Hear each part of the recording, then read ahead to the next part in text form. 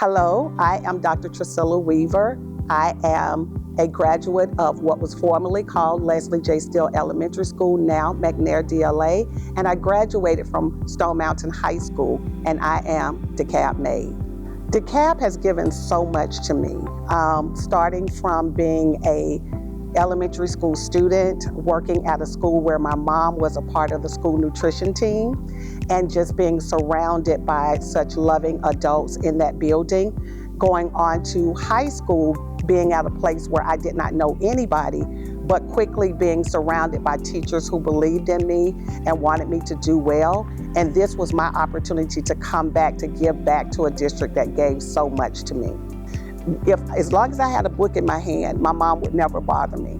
So when it was my week to do the dishes, you rotate dishes, I would act like I was studying or reading, so that my mom would say, well, you see her reading, go do those dishes. So that got me out of a lot of things. I would, back in those days, I would share with you, we had one television.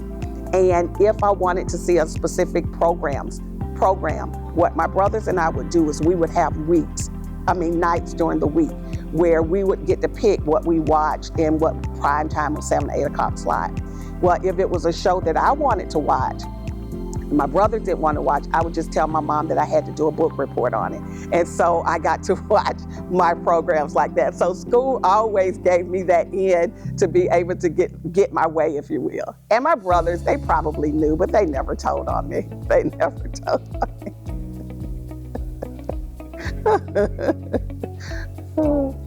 So I want you to kind of think back. I was at Stone Mountain High School from 1979 to 1984.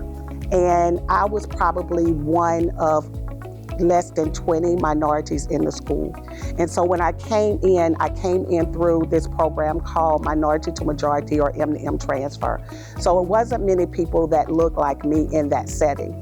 And so when I came in, it was like, where do I find my sense of community? Where do I find people who look like me, that are invested in me? And I did not have to look far. As a matter of fact, many of them found me and made sure that I had everything that I need. Now, I want to be clear that all of my teachers were great. I can't think of one teacher that I really had a bad experience with, but these teachers made it their business to make sure that I was okay and that I had a safe place to be in that school. So anytime I needed someone that may not have just understood being an African-American female student in this space, I always had them to go to.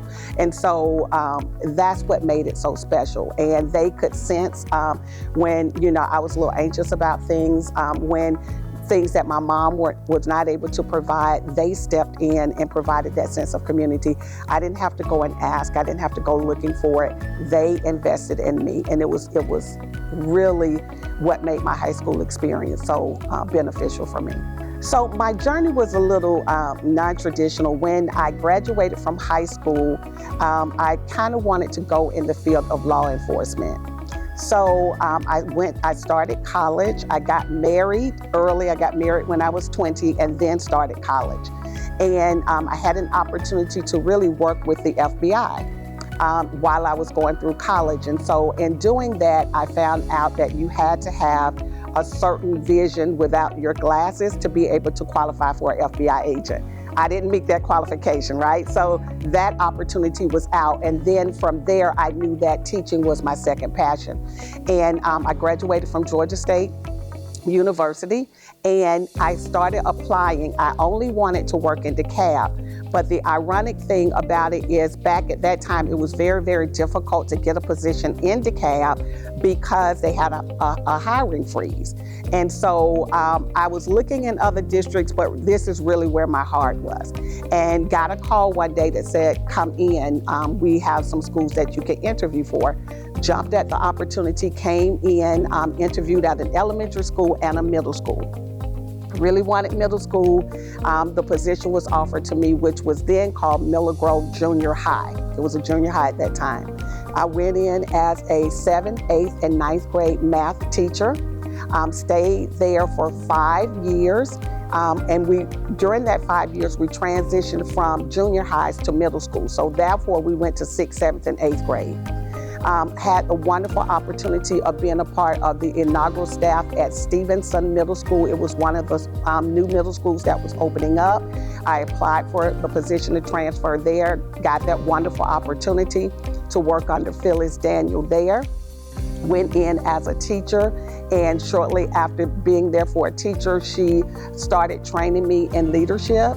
I became an assistant principal under her leadership, was an assistant principal there for 3 years, and then had the opportunity of going back to Miller Grove as the principal. So I taught for about 9 years, went back to Miller Grove, then middle school as the principal. I was principal there for 5 years, and then got a tap on the shoulder that my services was needed just a little bit down the road at Mary McLeod Bethune Middle School.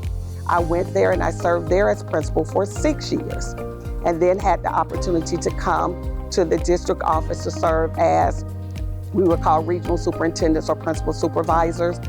Came down, did that for about 9 years, and recently was tapped to become the Chief of Access and Opportunity, and I've been serving in this position right now for about 9 months. So my favorite class would be math.